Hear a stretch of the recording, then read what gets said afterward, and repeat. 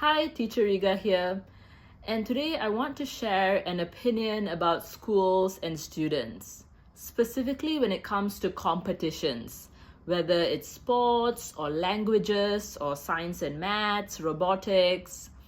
My opinion is that it's not just enough to run competitions. You have to do pre-competition work, specifically workshops, training students on the skills and knowledge required to be successful, to do well in the competition. You have to allow them to practice these skills, to give them feedback, to hone these skills before competition day even arrives.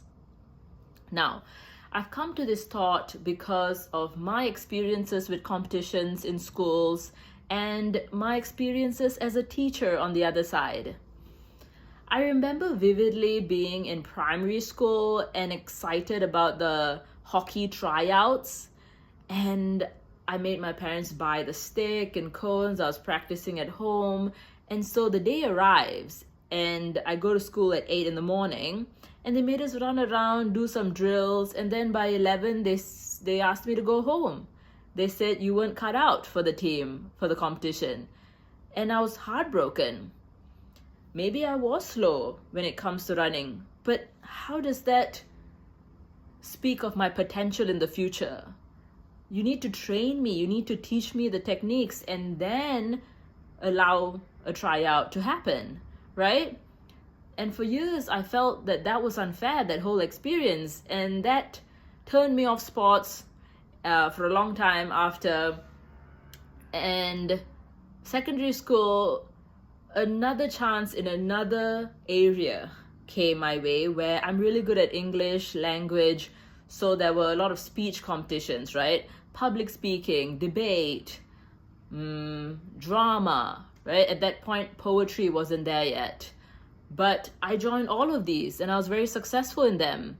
But I'm from like a small town, and a lot of English teachers, they're very burnt out and busy, or they themselves have not joined these competitions before, so they don't know much about the techniques, the skills. I mean, worst case scenario, the teacher was neglectful and they just let us do whatever we want. Best case scenario though, the teacher was supportive, encouraging, and whatever we told them, they made it happen, right? But it's very rare to find teachers who really coached us.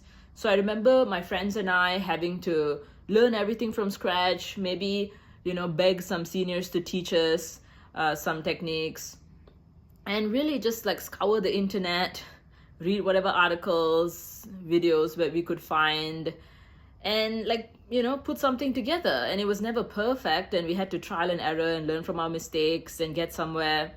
And so when I left school, I always made it a point to go back to coach the teams, to give them all of the, insights and the knowledge I've learned over my many years figuring it out.